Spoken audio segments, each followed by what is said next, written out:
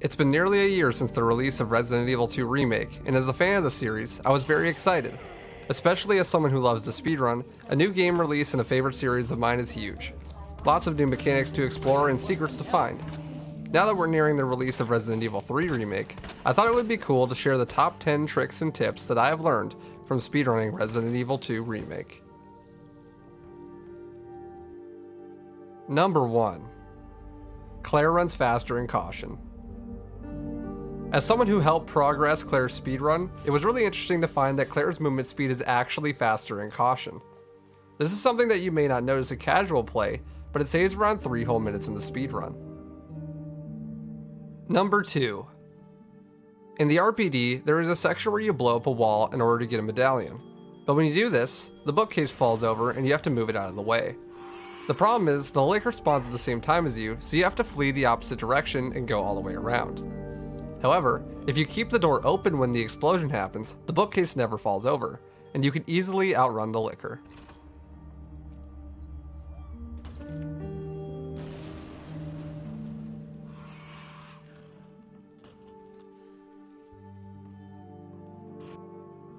Number 3. In the section where you play hide and seek as Sherry, there is one spot where you can stand in plain sight and Chief Irons will not be able to see you.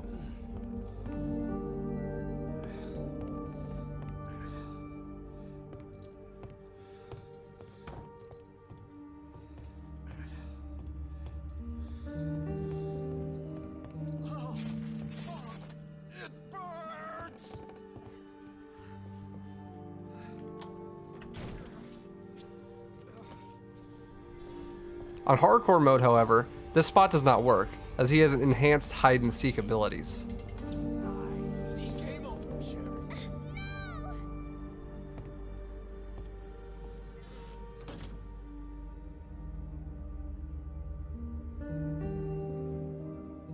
Number 4. Everyone knows that lickers can't hear you when you walk, but did you know that they're also camera shy? If you are running away from lickers and turn the camera on them, they become way less aggressive.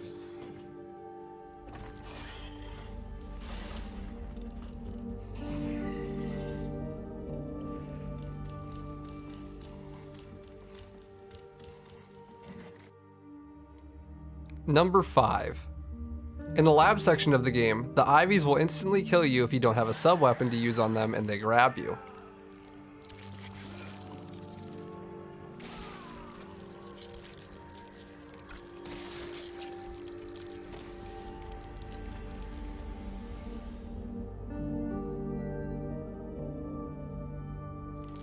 If you don't have any ammo and don't want to lose your knife, you can always knife the Ivy before it manages to grab you. This timing is rather difficult, but it can definitely save your ass.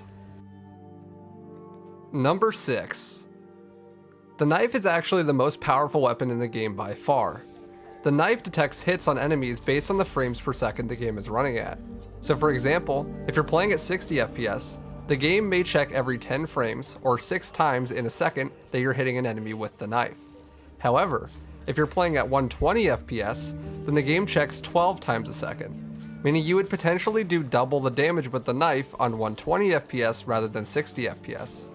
This scales infinitely, so if you were somehow able to play at 1000 FPS, it would check 100 times per second, and you would do insane damage.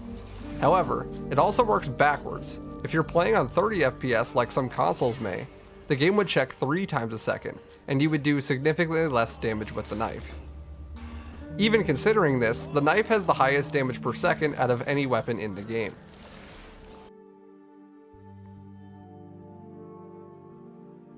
Number 7.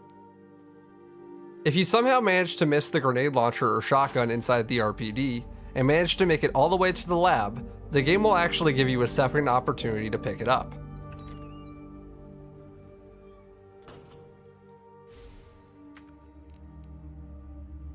Number 8. The second fight with Birkin has you hitting him with the crane to kill him. However, you actually have to hit him with the crane for him to die. Also, in order to kill him with the crane, his health must be below 50% HP. It actually doesn't matter how many times you hit him. You can kill him with just one crane hit if you reduce his HP below 50% before the first crane hit.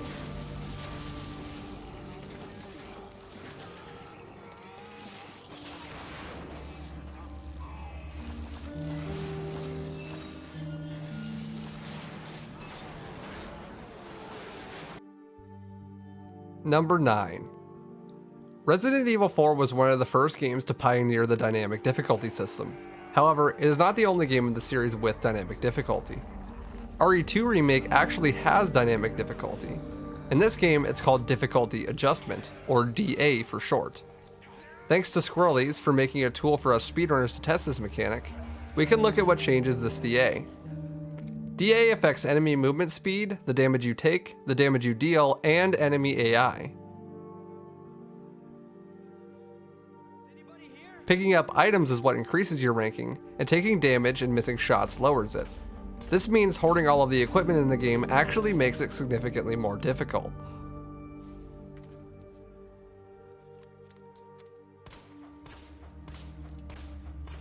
Standard is locked to never go above 8 DA, which is the lowest hardcore goes.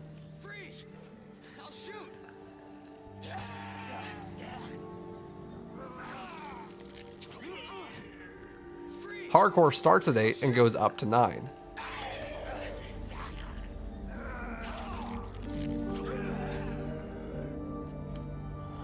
Entering the RPD also adds 1 rank to your DA when you enter it for the first time.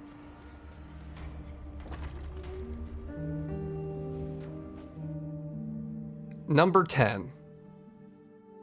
For number 10, I wanted to show a little technique we speedrunners have developed in order to deal with the Super Tyrant fight.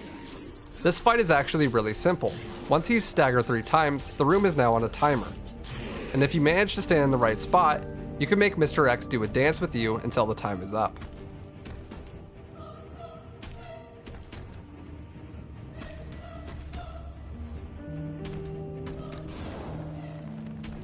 What is it with this thing?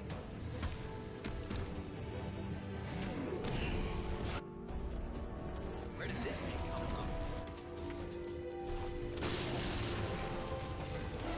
Thanks so much for watching. If you want more videos like this, make sure to support this one and show it to a friend. I plan on making more videos like this in the future, and I definitely want to do some for Resident Evil 3 Remake when it comes out. Dude, show's over. Make sure to follow Trent Salma if you enjoyed. See you next time.